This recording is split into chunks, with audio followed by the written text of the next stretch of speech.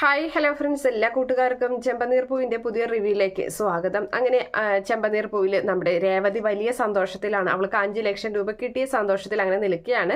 സച്ചിയോട് പറയുന്നുണ്ട്, ഇന്ന് തന്നെ ഞാൻ കടയിൽ അഡ്വാൻസ് കൊടുക്കാൻ പോവാണെന്ന് പറയുമ്പോൾ നമ്മൾ വിചാരിച്ച കാര്യങ്ങളൊക്കെ നടക്കുന്നുണ്ടല്ലേ രേവതി എന്ന് പറയുമ്പോൾ അതെ എന്ന് പറഞ്ഞ് അങ്ങനെ രേവതിയുടെ നെറ്റിയിൽ സച്ചി ഒരു മുത്തം കൊടുക്കുകയാണ്. എന്നിട്ട് പറയുന്നുണ്ട്, കാര്യങ്ങളൊക്കെ ഭംഗിയായി നടക്കട്ടെ, എനിക്കൊരു ഓട്ടോ ഉണ്ട്, നിനക്ക് കുഴപ്പമില്ലല്ലോ പോകാൻ, അപ്പോൾ വണ്ടിക്ക് ചെറിയൊരു പ്രശ്നമുണ്ട്, എന്തായാലും ഞാൻ ഓട്ടോ ഏൽപ്പിച്ചിട്ടുണ്ട് പോകാനായിട്ട് എന്ന് പറയുമ്പോൾ ശരി എന്ന് പറഞ്ഞ് സച്ചി ഓടാൻ വേണ്ടി പോവുകയാണ്. അങ്ങനെ തൻ്റെ പൈസകളൊക്കെ എടുത്ത് നോക്കുന്നുണ്ട്.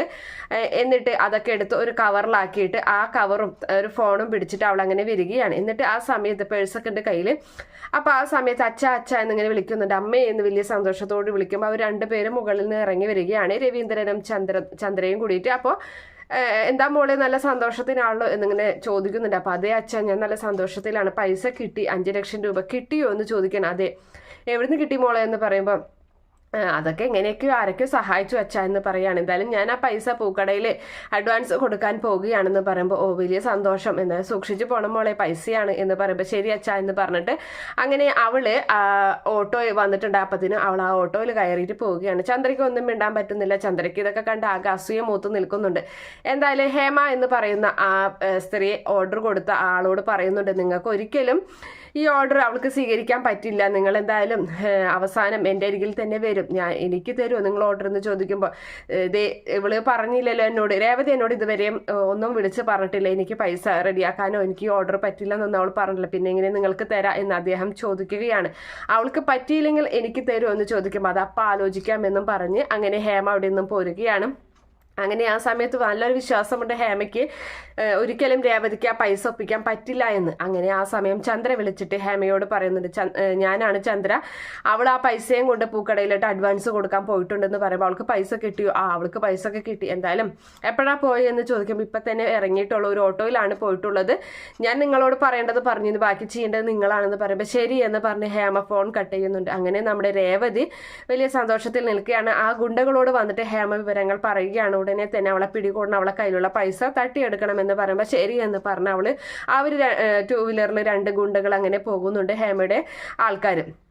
അപ്പോൾ പൂക്കടയിൽ വന്ന് നോക്കുമ്പോൾ രേവതി അവിടെ എത്തിയിട്ടില്ല എന്ന് മനസ്സിലാക്കുന്നുണ്ട്. അപ്പോൾ അവർ പറയുന്നുണ്ട്, ആ വഴിയിലാണ് അവൾ വരാം, നമുക്ക് അവിടെ കുറച്ച് മാറി നിൽക്കാമെന്ന് പറഞ്ഞ് അവരങ്ങനെ മാറി നിൽക്കുകയാണ്. അപ്പോൾ ഒരു ഓട്ടോ വരുന്നുണ്ട്. ഓട്ടോ വരുന്ന കാണുമ്പോൾ ആ ഒരു ഓട്ടോ വരുന്നുണ്ടല്ലോ എന്ന് പറയണം, നോക്കാമെന്ന് പറയുന്നുണ്ട്. അങ്ങനെ അവളാണെങ്കിൽ പൊട്ടത്തരത്തിന് അവൾ അവിടെ ഒരു അമ്പലത്തിൻ്റെ മുന്നിലാണ് ഇത്തിരി മാറിയിട്ട്, പൂക്കടയുടെ അവിടെ നിന്ന് ഇത്തിരി മാറിയിട്ട്, അപ്പോൾ ആ അമ്പലത്തിൻ്റെ മുന്നിൽ ഇവിടെ ഇറക്കിയാൽ മതി ചേട്ടാ എന്ന് പറഞ്ഞ് പൈസ കൊടുത്തിട്ട് അമ്പലത്തിൽ നിന്നൊരു തൊഴുതുകയും അവിടെ നിൽക്കുകയാണ്. എന്നിട്ട് അവിടെ നിന്ന് നടന്നു വരുന്ന സമയത്താണ് ഈ പറയുന്ന ഗുണ്ടകൾ മുഖം മറച്ചുകൊണ്ട് അവളെ കയ്യിൽ നിന്നും ആ പൈസ തട്ടിയെടുക്കുന്നത്. ഇങ്ങോട്ട് താടാ എന്ന് പറഞ്ഞിട്ട് അവളും വിടുന്നില്ല. ആ പൈസ അവൻ്റെ ഷർട്ടിനൊക്കെ കുത്തനെ പിടിക്കുന്നുണ്ട്. അപ്പോഴേക്കും മറ്റൊരുത്തം 2 വീലറുമായിട്ട് വന്നിട്ട് കയറി എന്ന് പറയുകയാണ്. അങ്ങനെ രേവതിയെ തട്ടിയിട്ടിട്ട് അവർ ആ പൈസയും കൊണ്ട് അവിടെ നിന്നും പോവുകയാണ്. അപ്പോൾ ആ പൂക്കടക്കാരൻ ഇത് കാണുന്നുണ്ട്. പൂക്കടക്കാരൻ ഓടിച്ചെല്ലുകയാണ് രേവതിയുടെ അരികിലേക്ക്. എന്ന് പറ്റി രേവതി എന്ന് ചോദിക്കുകയാണ്. ചേട്ടാ, ആ പൈസ മുഴുവൻ അവർ കൊണ്ടുപോയി എന്ന് പറയുന്നുണ്ട്. ചേട്ടാ വല്ലതും ചെയ്യും, പെട്ടെന്ന് എന്തെങ്കിലും ചെയ്യ് ചേട്ടാ എന്നിങ്ങനെ പറയുമ്പോൾ മറ്റൊരു ഓട്ടോയിൽ രേവതി അറിയുന്ന 2 സ്ത്രീകൾ വരികയാണ്. അപ്പോൾ രേവതിയല്ലേ അത് എന്ന് പറഞ്ഞിട്ട് അവരും അവിടെ ഇറങ്ങുന്നുണ്ട്. എന്ത് പറ്റി രേവതി എന്ന് ചോദിക്കുകയാണ്. അപ്പോൾ 2 കള്ളന്മാർ 2 ആൾക്കാർ വന്ന് എൻ്റെ കയ്യിൽ പൈസ മുഴുവനും കൊണ്ടുപോയി. അപ്പോൾ ആ പൂക്കടക്കാരൻ പറയുന്നുണ്ട്, ചെറിയ പൈസയൊന്നുമല്ല, 5 ലക്ഷം രൂപയാണ്. അയ്യോ, എന്നാൽ ചേട്ടൻ എത്രയും വേഗം പോലീസ് സ്റ്റേഷനിൽ അറിയിക്കുക. അപ്പോൾ രേവതിയുടെ കയ്യിലെ മുട്ട് പൊട്ടിയിട്ടുണ്ട്, വാ നമുക്ക് ഹോസ്പിറ്റലിലോട്ട് പോകാം. അപ്പോൾ രേവതി പറയുന്നുണ്ട്, വേണ്ട, എനിക്ക് അവരെ പിടിച്ച് എത്രയും വേഗം ആ പൈസ കിട്ടിയാൽ മതി, അത് പോലീസുകാർ നോക്കിക്കോളും, നമ്മൾ എന്ത് ചെയ്യാനാ, രേവതി വാ എന്ന് പറഞ്ഞ് നിർബന്ധിച്ച് അവർ രേവതിയെ ഹോസ്പിറ്റലിലേക്ക് കൊണ്ടുപോവുകയും ചെയ്യുന്നുണ്ട്. അപ്പോൾ അതിനുശേഷം നമ്മുടെ വർഷയെ കാണിക്കുന്നുണ്ട്. വർഷ, അയ്യോ എല്ലാവരും ഈ വീട്ടിൽ വലിയ സന്തോഷത്തിലാണല്ലോ, എന്നെ എത്രമാത്രം കെയർ ചെയ്യുന്നത്, എന്നിട്ടും ഞാൻ അവരോട് ചെയ്യുന്നത് അവരൊക്കെ ഇനി എന്താ വിചാരിക്കുക, എനിക്ക് ഈ കുഞ്ഞിനെ പ്രസവിക്കേണ്ടി വരുമോ, അയ്യോ എനിക്ക് പറ്റില്ല അതിനൊന്നും എന്നൊക്കെ ഇങ്ങനെ സ്വയം ഇങ്ങനെ ആലോചിച്ച് നിൽക്കുകയാണ്. അപ്പോഴാണ് അവിടേക്ക് ശ്രീകാന്ത് വരുന്നത്. ശ്രീകാന്ത് വന്നിട്ട് വർഷയുടെ അരികിൽ നിൽക്കുന്നുണ്ട്. വർഷയ്ക്ക് ദേഷ്യം വരികയാണ്. അപ്പോൾ ആ സമയത്ത് കെട്ടിപ്പിടിച്ചൊരു ഉമ്മം കൊടുക്കുന്നുണ്ട്. എന്നിട്ട് പറയാണ്, നീ എന്തിനാ ഇവിടെ നിൽക്കുന്നത്, നിനക്ക് കടയിലോട്ട്, നിനക്ക് പൊക്കൂട് റെസ്റ്റോറൻറ്റിലേക്ക് എന്ന് ചോദിക്കുന്നുണ്ട് നമ്മുടെ വർഷ. അപ്പോൾ ആ സമയത്ത് ഇതുപോലുള്ള സമയത്ത് ഭാര്യയുടെ കൂടെ എപ്പോഴും ഭർത്താവ് ഉണ്ടായിരിക്കണം. എനിക്കറിയാം നീ എന്നെ എന്തിനാണ് റെസ്റ്റോറൻറ്റിലേക്ക് പറഞ്ഞയക്കാൻ പോകുന്നത്, നിന്റെ ഒരു ഐഡിയ നടക്കാൻ പോകുന്നില്ല എന്ന് ശ്രീകാന്ത് വർഷയോട് പറയുകയും ചെയ്യുന്നുണ്ട്. അപ്പോൾ പെട്ടെന്ന് അവൾക്ക് ഛർദ്ദിക്കാൻ വരികയാണ്. അവൾ ഓടിപ്പോയിട്ട് അവിടെ ഛർദ്ദിക്കുന്നുണ്ട്. അപ്പോൾ അവൻ എന്ത് പറ്റി, വർഷ ആശുപത്രി പോകണോ എന്നൊക്കെ ഇങ്ങനെ ചോദിക്കുകയാണ്. അപ്പോഴേക്കും അവിടേക്ക് രവീന്ദ്രൻ ഇത് കണ്ടുകൊണ്ട് വരികയാണ്. ഇതൊക്കെ ഇതിൽ സാധാരണയാട്, ആശുപത്രിയിലൊന്നും പോകണ്ടടാ എന്ന് പറയുന്നുണ്ട്. ഇവൾക്കിപ്പം ഞാൻ റെസ്റ്റോറൻറ്റിൽ പോകാണ്ടാണ് എന്ന് പറയുമ്പോൾ, ഇവനക്ക് പൊക്കൂടെ അങ്കിളെ, എന്തിനാ ഇവനെ ഈ വീട്ടിൽ തന്നെ ഇങ്ങനെ നിൽക്കുന്നത്, അവൻ കുറച്ച് ദിവസം ലീവ് എടുക്കട്ടെ മോളെ എന്നിങ്ങനെ രവീന്ദ്രനും പറയുകയാണ്. അങ്ങനെ അവരവിടെ നിന്നും പോകുന്നുണ്ട്. അപ്പം രേവതിക്ക് പറ്റിയ കാര്യങ്ങളൊന്നും തന്നെ ഇവിടെ അറിഞ്ഞിട്ടില്ല. അതിനുശേഷം നമ്മുടെ സച്ചി ഓട്ടോ ഇങ്ങനെ ഓടിച്ചുകൊണ്ടിരിക്കുകയാണ് വാടക.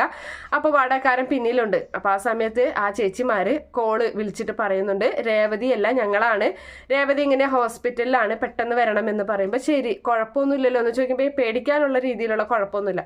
അങ്ങനെ ആ വാടകക്കാരെ ആളെ വേറൊരു ഓട്ടോ നമ്മുടെ കാർ സ്റ്റാൻഡിൽ വിടുകയും അവിടെ നിന്നും വേറെ കാറ് വിളിച്ചു കൊടുത്ത് അയാൾ അതിൽ പറഞ്ഞയക്കുകയും പെട്ടെന്ന് തന്നെ നമ്മുടെ രേവതിയെ കാണാനായിട്ട് സച്ചി എത്തുകയും ചെയ്യുന്നുണ്ട്. അപ്പോൾ ഡോക്ടർ പറയുന്നുണ്ട്, ഇപ്പൊ കുഴപ്പമൊന്നുമില്ല, തലകറക്കം വല്ലതുണ്ടോ എന്ന് ചോദിക്കുമ്പോൾ ഇല്ല എന്ന് പറയുകയാണ്. എന്തായാലും സൂക്ഷിക്കണം, 1-2 മണിക്കൂർ ഒബ്സർവിൽ ഇരിക്കട്ടെ, എന്നിട്ട് പോകാൻ വീട്ടിലോട്ടിട്ടാ എന്നും പറഞ്ഞ് ഡോക്ടർ പോവുകയാണ്. അപ്പോഴേക്കും സച്ചി അവിടേക്ക് ഓടിയെത്തുന്നുണ്ട്. എന്ത് പറ്റി രേവതി എന്ന് ചോദിച്ചിട്ട് കെട്ടിപ്പിടിക്കുകയാണ്. അപ്പോഴേക്കും അവർ പുറത്തേക്ക് പോകുന്നുണ്ട്. ആ സ്ത്രീകൾ രണ്ടുപേരും പുറത്തേക്ക് പോവുകയാണ്.